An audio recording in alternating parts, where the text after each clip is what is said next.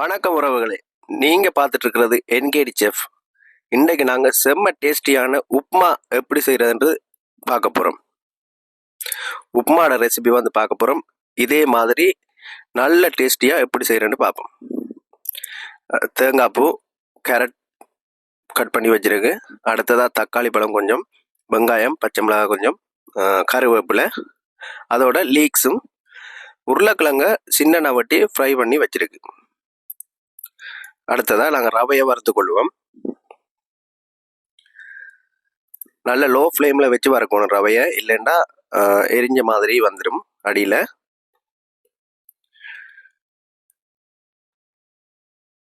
நல்ல வடிவாக வறுக்கணும்.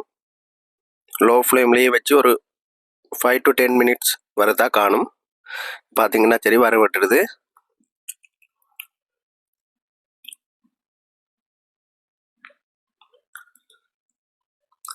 அடுத்ததா நாங்கள் ஒரு பாத்திரத்தை வச்சு எண்ணெய் கொஞ்சம் போட்டுக்கொள்வோம்.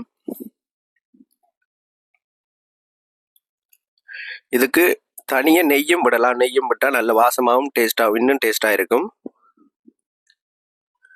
எண்ணெய் சூடாயிட்டுது. இதில் கடுகு, அடுத்ததா கொஞ்சம் சோம்பு, பெருஞ்சீரகம்னு சொல்லுவோம், பெருஞ்சீரகம் கொஞ்சம் போட்டு, அடுத்ததாக கருவேப்பிலையும் போட்டுவோம்.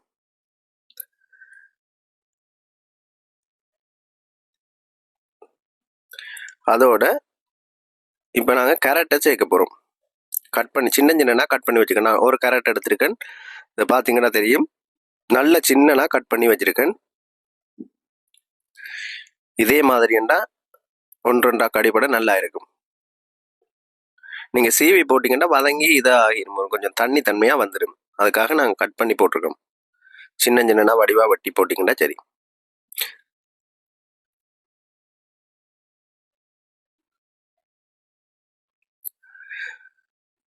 அடி பிடிச்சிடாம நல்ல வடிவாக வதக்கி கொள்ளுங்க.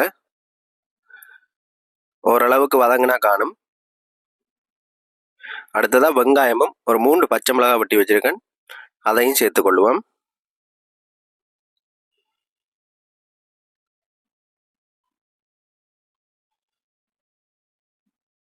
பச்சை மிளகாய் 3, அதையும் சேர்த்துக்கொள்வோம்.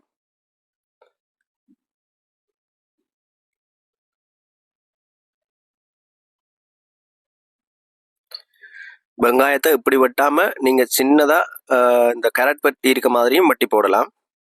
நான் நீளமாக வெட்டியிருக்கேன்.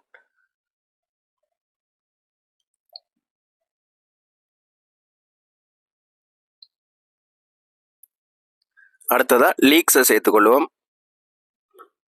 ஒரு லீக்ஸ் எடுத்து வெட்டியிருக்கேன், அதையும் வதக்கி கொள்வோம் கேரட்டோட சேர்த்து. எல்லாமே ஃபுல்லாக வதங்கணுமெண்டு இல்லை, ஃபுல்லாக வதங்க தேவையில்லை, ஒரு அரைவாசி வதங்கினா காணும்.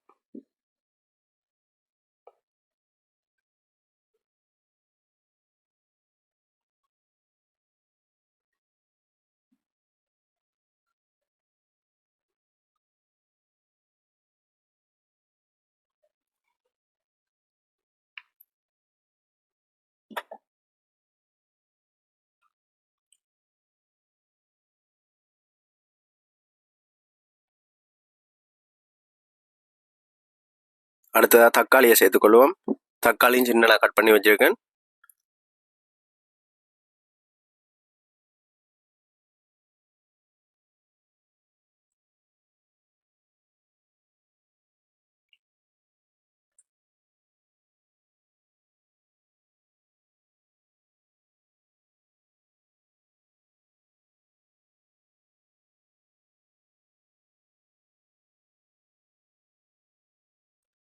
அடுத்தது அதோட கொஞ்சம் மஞ்சத்தூள் சேர்த்துக்கொள்ளுங்க.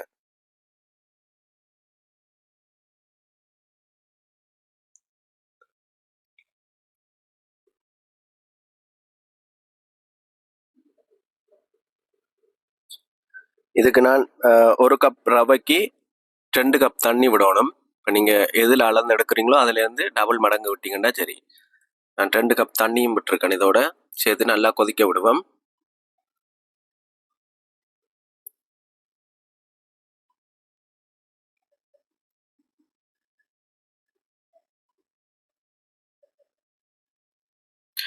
தேவையான அளவு உப்பும் போட்டுக்கொள்ளுங்க. உப்பும் சேர்ந்து கரைஞ்சிரும். நல்லா கொதிச்சு கொண்டிருக்கு. நல்லா தண்ணி சூடாகின உடனே தான் ரவை போடணும்.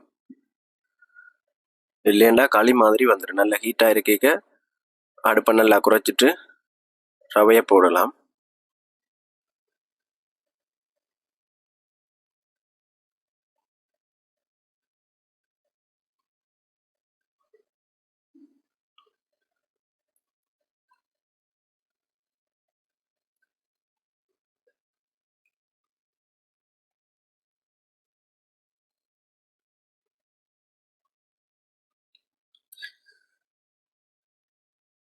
ரவையை கொஞ்சம் கொஞ்சமாக சேர்க்கணும். இதே மாதிரி கிண்டி கிண்டி கொண்டு இன்னொரு ஆள் ரவையை போட்டாலே நல்லம். இல்லைன்னா கொஞ்சம் கொஞ்சமாக போட்டு கிண்டி கொண்டுருங்க. இதே மாதிரி இறுகி வரணும். திரும்பவும் சொல்கிறேன், 1 கப் ரவைக்கு 2 கப் தண்ணி விடுங்க. அதை விட கூடுதலாக விட்டிங்கன்னா களி மாதிரி வந்துடும், தண்ணி கூடிரும்.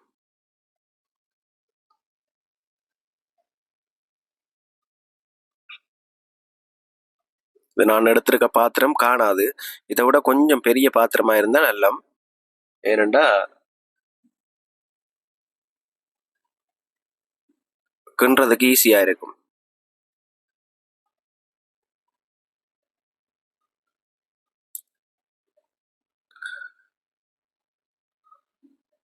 கொஞ்சம் பிடிக்க பாக்குது. நல்லா நெருப்பை குறைச்சிட்டு வடிவா கிண்டோணும்.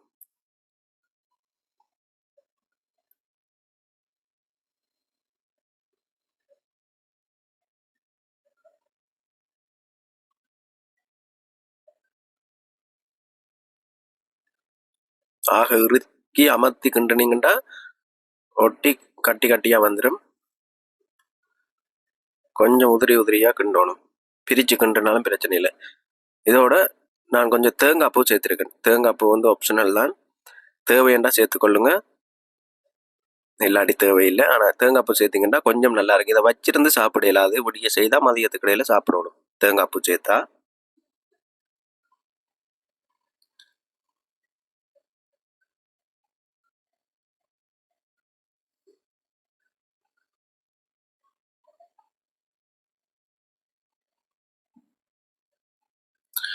நல்ல வடிவா ஓரளவுக்கு உதிரி உதிரியா பிரிச்சு எடுத்துக்கொள்ளணும்.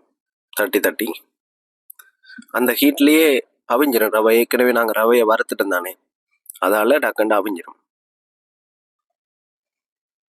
நீங்க வறுக்காம ரவையை போட்டீங்கன்னா களி மாதிரி வந்துடும். இப்ப வெட்டி பொரிச்சு வச்சிருக்க உருளைக்கிழங்கையும் சேர்த்துக்கொள்ளுவோம். நல்ல மெல்லிசா வட்டி சேர்த்து வச்சிருக்கேன்.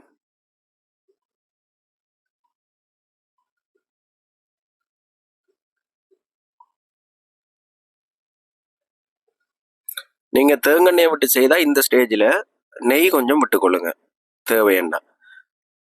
இப்போ இறக்குற டைமும் நெய் விடலாம், வாசமாக இருக்கும். இப்போ பார்த்தீங்கன்னா நல்ல உதிரி உதிரியாக எடுத்தாச்சு. ஓரளவுக்கு நல்ல உதிரியாக வந்துட்டுது.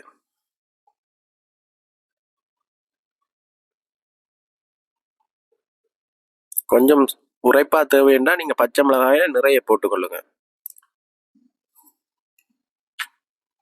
சின்னாக்களும் சாப்பிட்றதுனால நான் வந்து அளவாக போட்டிருக்கேன் பச்சை மிளகாய்.